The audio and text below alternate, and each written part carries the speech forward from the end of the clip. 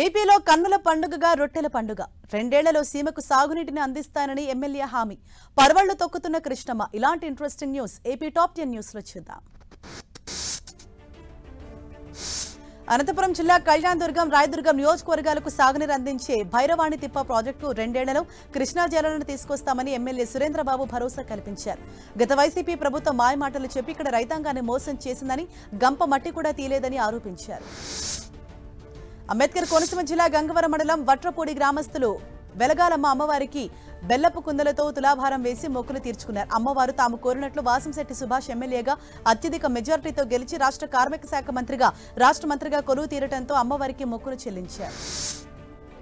నెల్లూరు జిల్లా కలువాయల మొహరం పండుగను నిర్వహించారు. ఈ కార్యక్రమంలో భాగంగా 8వ రోజు గుండ మహోత్సవం నిర్వహించారు. పీర్ల పండుగలో చిన్నపిల్లలు డాన్సులు అందరినీ ఆకట్టుకున్నాయి. పెద్ద పీరుతో పాటు అన్ని పీర్లను ముస్లిం పాలెం వద్ద మేళ తాళాలతో ఊరేగింపు నిర్వహించారు. నెల్లూరులో రొట్టెల పండుగ సందడి మొదలైంది. బారా షాహిద్ దర్గాకు భక్తులు భారీగా పోటెత్తుతున్నారు. స్వర్ణాల చెరువులో దిగి రొట్టె పట్టుకుంటే కోరికలు తీరుతాయని భక్తుల నమ్మకం. మత సామరస్యాలకు ప్రతీకగా జరిగే ఈ పండుగకు దేశ విదేశాల నుంచి లక్షలాది మంది భక్తులు తరలి వస్తున్నారు. నేటి నుంచి నెల 10 వరకు రొట్టెల పండుగ జరగనుంది.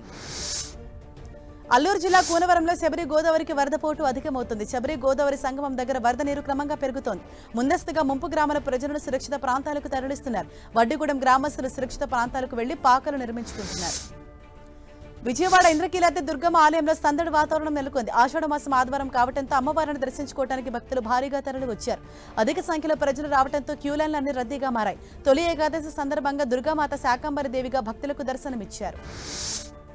భారీ వరద ప్రవాహంతో కృష్ణానది కళకళలాడుతోంది. శ్రీశైలం జలాశయం గరిష్ట స్థాయికి చేరువలో ఉండటంతో నేడో రేపు గేట్లెత్తే అవకాశం ఉంది. జూరాల, సుంకేశ్వర నుంచి శ్రీశైలానికి 134,790 క్యూసెక్ల నీరు వస్తోంది. అవుట్ఫ్లో 67,399 క్యూసెక్లు ఉంది. ప్రాజెక్టు పూర్తి స్థాయి నీటి మట్టం 885 అడుగులు కాగా ప్రస్తుతం 878 అడుగులకు చేరింది. కుడి ఎడమగట్టు జల విద్యుత్ కేంద్రాల్లో విద్యుత్ ఉత్పత్తి కొనసాగుతోంది. ఏపీలో 2 రోజుల పాటు పలు చోట్ల వర్షాలు కురుస్తాయని వాతావరణ కేంద్రం తెలిపింది. శ్రీకాకుళం, విజయనగరం, పార్వతీపురం, మన్యం, అల్లూరు జిల్లా, ఏలూరు, తూర్పుగోదావరి జిల్లాలో పలు చోట్ల తేలికపాటి నుంచి మోస్తరు వర్షాలు కురిసే అవకాశం ఉంది. అలాగే మిగతా జిల్లాలో అక్కడక్కడ తేలికపాటి వర్షాలు కురిసే అవకాశం ఉందని వాతావరణ కేంద్రం తెలిపింది. పశ్చిమ గోదావరి జిల్లా తాడేపల్లిగూడెంలో తొలి ఏకాదశి వేడుకలు ఘనంగా జరిగే. పట్టణంలోని 17వ వార్డులోని శ్రీ విశ్వ దుర్గేశ్వరి అమ్మవారికి టీడీపీ రాష్ట్ర ఆర్గనైజింగ్ సెక్రటరీ గొర్రెల శ్రీధర్తో పాటు భక్తులు భారీ సారె సమర్పించారు. ఊరేగింపుగా వెళ్లి 1000 రకాల స్వీట్స్, పండ్లతో అమ్మవారికి సారె అందించారు. విశ్వ దుర్గేశ్వరి అమ్మవారి శాకంబరి దేవిగా భక్తులకు దర్శనమిచ్చారు. తొలి ఏకాదశి సందర్భంగా అమ్మవారికి ఏటా సారె సమర్పిస్తామన్నారు టీడీపీ నేత గొర్రెల శ్రీధర్. తిరుమలలో ఈ నెల 10న గురు పౌర్ణమి, 29న గరుడ పంచమి పర్వదినాలను పురస్కరించుకుని 2 సార్లు గరుడ వాహన సేవలు నిర్వహించనున్నట్లు టీటీడీ తెలిపింది.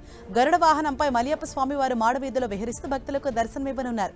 సాయంత్రం 7 నుంచి 9 గంటల వరకు గరుడ వాహన సేవ ఉంటుంది.